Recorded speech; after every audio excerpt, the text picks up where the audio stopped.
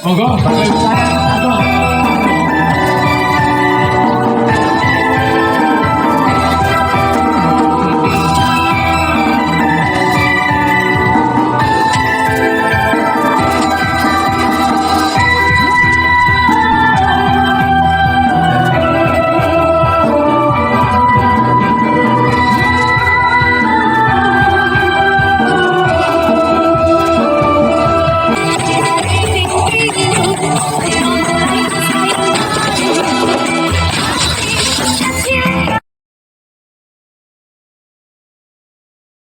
Kemudian untuk jalannya menuju di Mbah Kandar itu. Ini ada masukan sekaligus usulan kepada Bapak calon wali kota, Bapak Bambang Rianto, bahwa di Karanglo ini ada dua makam kuno, makam keramat, yaitu makam Mbah Supingi dan makam Mbah Kandar, tetapi keturunannya sudah tidak merawat dan keberadaannya pun tidak bisa tidak ada ya, sehingga tanah makam ini tidak ada kepemilikannya. Untuk itu diusulkan tanah makam kedua-duanya itu dialihkan aja sebagai aset pemerintah Kota Blitar. Berhubung ini masalah teknis sekali dan Pak Bambang Rianto belum menjadi wali kota, maka pertanyaan ini dilimpahkan kepada Bapak Dr. Sahrul Alim sebagai Ketua DPR Kota Blitar untuk menanggapinya.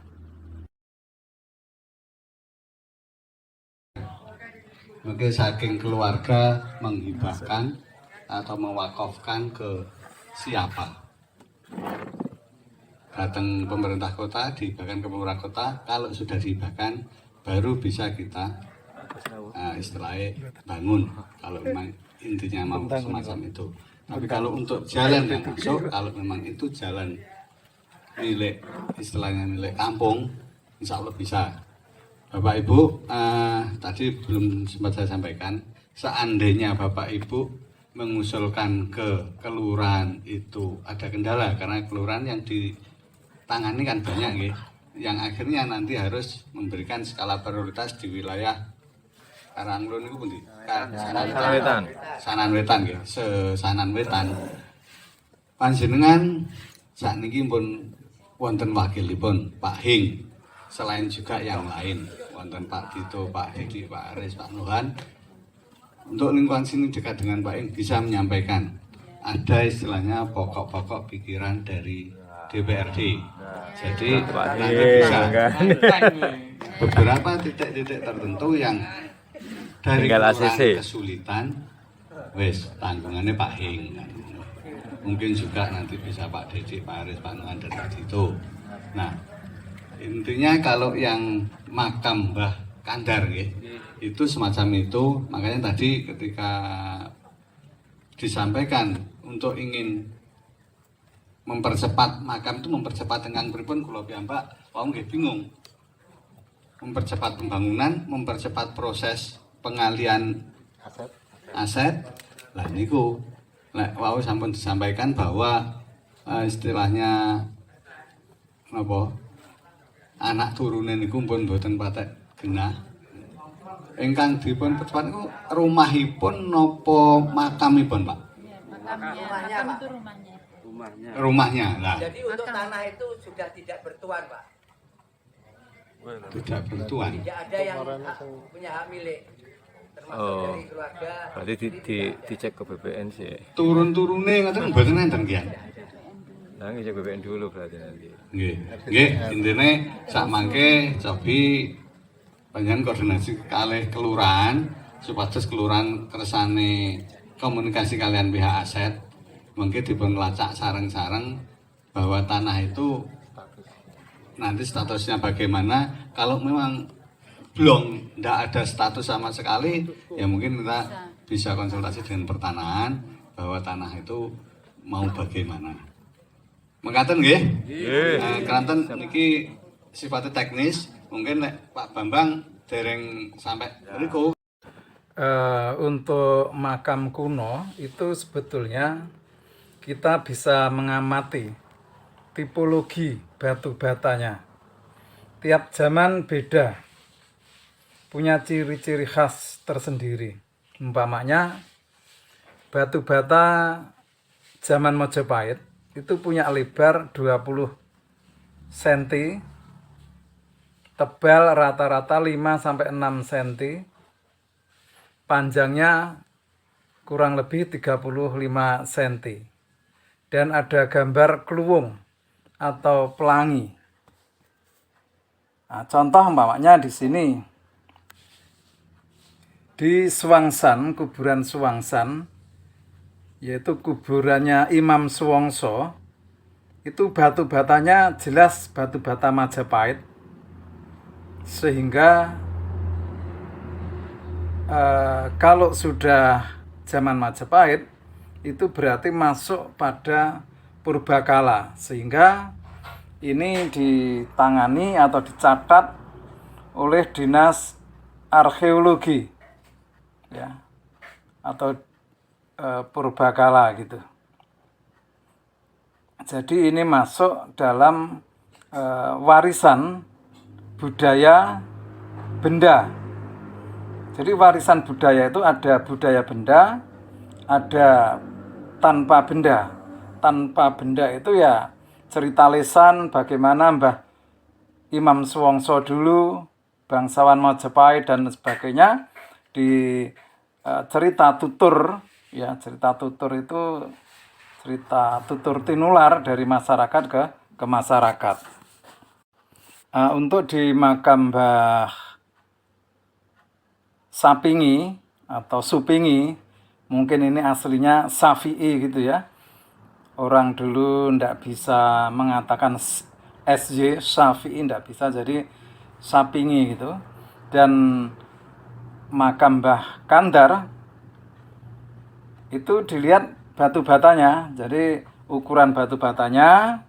Lantas kalau dari nama gitu ya, nama Kandar dan Sapingi itu biasanya sudah abad 17, 18 sampai 19. Jadi sepertinya ini bukan kuno dalam arti Majapahit, itu enggak. Jadi nama-nama itu nama abad 18, kemungkinan dulu banyak prajurit-prajurit Diponegoro yang lari ke Blitar itu. Jadi biasanya dari Bagelen, Purworejo sana lari ke Blitar, sehingga dia tidak punya anak turun gitu. Hal ini bisa juga seperti makam Mbah Jugo. Tanahnya luas sekali, berhektar-hektar, cuma sepertinya sana ada anak turun gitu kayaknya itu. Mbah Imam Jugo itu. Itu nama-nama abad ke-18. Bisa juga di Pakunden itu ada makam Eyang Ngabe Sewunegoro. Itu juga abad 18 ke atas itu. Melihat usia suatu benda itu selain dilihat dari tipologinya, juga bahan-bahannya, bisa juga dilihat dari teknik ilmu radiokarbon atau kimia, yaitu melihat perubahan kimia yang ada pada batu bata itu, sehingga bisa kelihatan reaksi kimianya atau lapisan-lapisan jamur yang ada di situ. Begitu juga untuk melihat usia arca peninggalan itu bisa dilihat dari bentuknya, bentuk karakternya, juga bisa dilihat dari teknik ilmu radiokarbon itu tadi, yaitu kimia. Jadi umpamanya arca ini diolesi oleh zat kimia itu, sehingga itu nanti bisa kelihatan dari reaksi kimia dan lapisan-lapisan jamur itu berapa ratus tahun arca ini berusia. Nah, kalau untuk melihat arca ini asli atau tidak, itu mudah.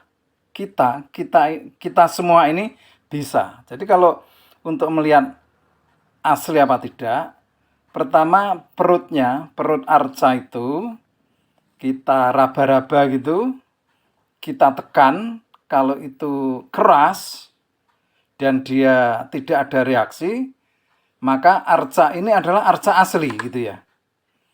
Tetapi kalau kita raba-raba di perutnya tidak begitu keras, lantas kita tekan, itu lembek, ya agak lembek gitu, lantas bisa gerak-gerak sendiri, lantas kita lihat bibirnya itu bergerak-gerak, bahkan bersuara hihihi gitu.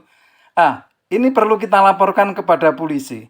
Ini pasti arca palsu, mungkin pengamen di perempatan Bangjo, lampu Bangjo yang pakai apa itu dicat metalik itu, dia pura-pura jadi arca.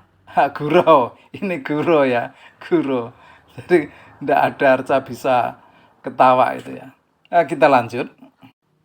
Kita lihat cerita-cerita lisan Mbah Sapingi atau Mbah Sopingi maupun Mbah Kandar, itu perlu kita lestarikan cerita-cerita ketokohannya itu, sehingga bisa jadi warisan budaya tanpa benda.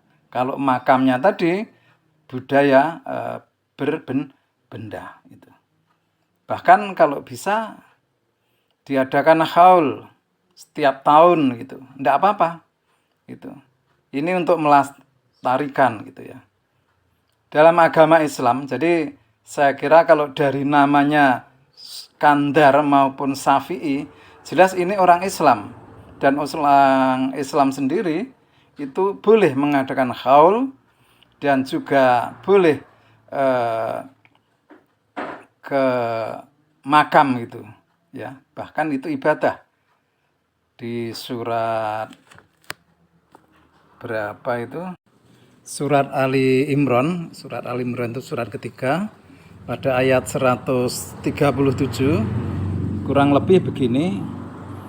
Fasiru, maka berjalanlah kalian fil ardi, di muka bumi, fangdur, maka perhatikan, kaifa, bagaimana, kana adalah akibatul mukadzibin, akibat kesudahan orang-orang yang mendustakan ya. Ini surat turun saat kekalahan junjungan kita Nabi Agung Muhammad SAW di perang di perang Uhud itu. Lantas turun ayat ini, artinya kita ini disuruh berjalan, artinya melihat reruntuhan bekas-bekas peperangan Uhud sambil berpikir ya, berpikir itu. Karena apa? Terusnya ayat, hadza bayanun, ini adalah penerangan linasi bagi manusia, wa'udau wa ma'idatul lil muttaqin, dan petunjuk ya, penerangan bagi manusia dan petunjuk dan pelajaran bagi orang-orang yang bertakwa. Bahkan junjungan kita Nabi Agung Muhammad SAW juga setiap tahun berziarah atau mengunjungi makam-makam para syuhada. Seandainya kita ini bersama-sama mengadakan haul tokoh-tokoh muslim, itu tidak apa-apa, karena di situ nanti keteladanannya, ketokohannya itu ada, bisa diambil suatu pelajaran, ada hikmahnya begitu.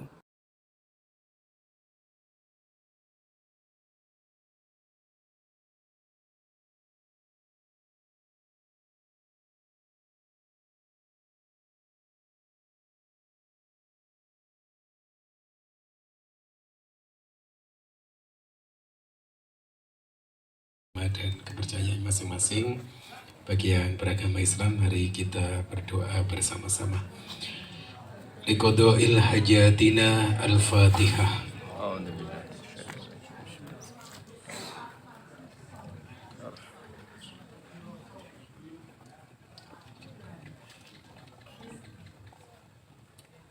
Ila ruhi Pak Bambang dan Pak Bayu. Mudah-mudahan Allah memberikan kemudahan untuk menjadi wali kota dan wakil wali kota Blitar. Amin. Mudah-mudahan beliau berdua menjadi wali kota dan wakil wali kota yang amanah, Amin. yang bisa membuat kota Blitar menjadi lebih baik dan bisa membuat masyarakat kota Blitar menjadi sejahtera. Al-Fatihah.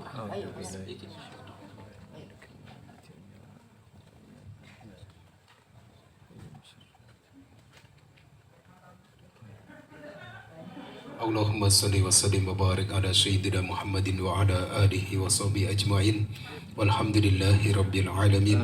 Alhamdulillahi rabbil alamin. As'aluka mujibati rahmatik wa azaima maghfiratik wal ghanimata min kulli birri was salamatan min kulli ismi la tada'ri damban illa ghafartah wa la hamman illa farajtah wa la hajatan hiya laka ridha ila qadaitaha ya arhamar rahimin. Rabbana atina fid dunya hasanah wa fil akhirati hasanah wa qina adzaban nar. Subhana rabbika rabbil izzati amma yasifun wassalamun alal mursalin walhamdulillahi rabbil alamin. Al-Fatihah.